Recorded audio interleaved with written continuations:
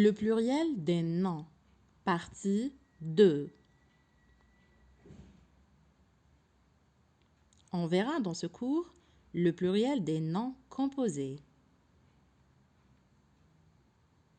Les noms composés écrits en un seul mot forment leur pluriel comme des noms simples. Exemple, un entresol, des entresols, un gendarme, des gendarmes, en ajoutant le S. Toutefois, les pluriels de gentilhomme, bonhomme, monsieur, madame, mademoiselle sont gentilhomme, bonhomme, messieurs, mesdames et mesdemoiselles.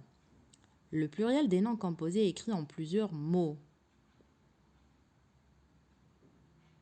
Premièrement, s'ils sont formés d'un adjectif et d'un nom, tous deux prennent la marque du pluriel. Exemple, un coffre-fort, des coffres-forts, en ajoutant le S dans coffre et fort. Une basse-cour, des basses-cours. Deuxièmement, s'ils sont formés de deux noms en apposition, tous deux prennent la marque du pluriel. Exemple, un chou-fleur, des choux-fleurs, un chef-lieu, des chefs-lieux. Troisièmement, s'ils sont formés d'un nom et de son complément introduit ou non par une préposition, le premier nom seul prend la marque du pluriel. Exemple, une pomme de terre, des pommes de terre, un chef-d'œuvre, des chefs-d'œuvre. Donc ici, seuls les premiers noms, que ce soit pomme ou chef, qui prennent la marque du pluriel.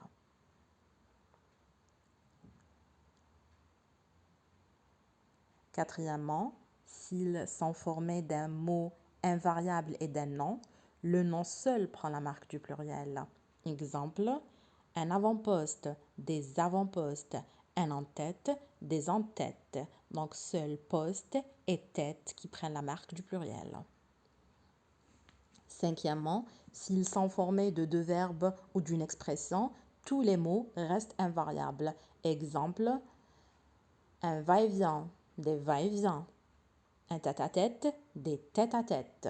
Ça ne change pas.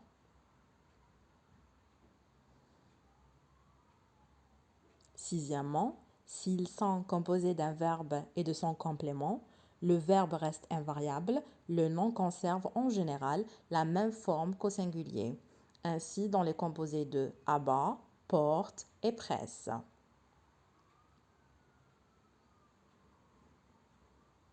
Exemple, un abat-jour, des abat-jours. Un porte-plume, des porte-plumes. Un presse-purée, des presse-purées.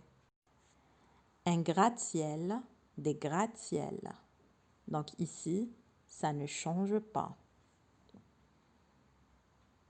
Toutefois, dans certains nombres de noms composés de cette sorte, le nom prend la marque du pluriel. Exemple, un couvre-lit, des couvre-lits, un tire-bouchon, des tire-bouchons. Donc ici, dans lit et bouchon, on ajoute le S.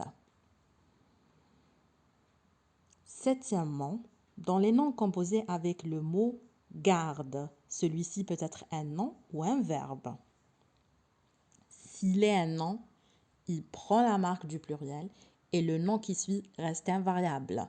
Exemple, un garde-voie, des garde-voies. On ajoute le S dans garde. Garde ici est un nom qui désigne la personne chargée de la garde de la voie.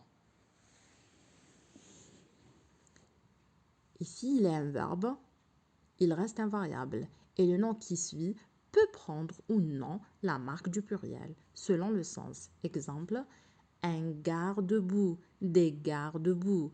Ici, garde est un verbe, donc on n'ajoute pas le S. Huitièmement, dans les noms composés avec l'adjectif grand, celui-ci reste invariable s'il accompagne un nom féminin. Exemple, une grand-mère, des grands-mères. Un grand-père, des grands-pères. Donc, dans grand-mère ici, mère est un nom féminin. Donc, l'adjectif grand reste invariable. On n'ajoute pas le S. Exception, une grande duchesse, des grandes duchesses. Donc, même si duchesse est féminin, on ajoute le S dents, grande.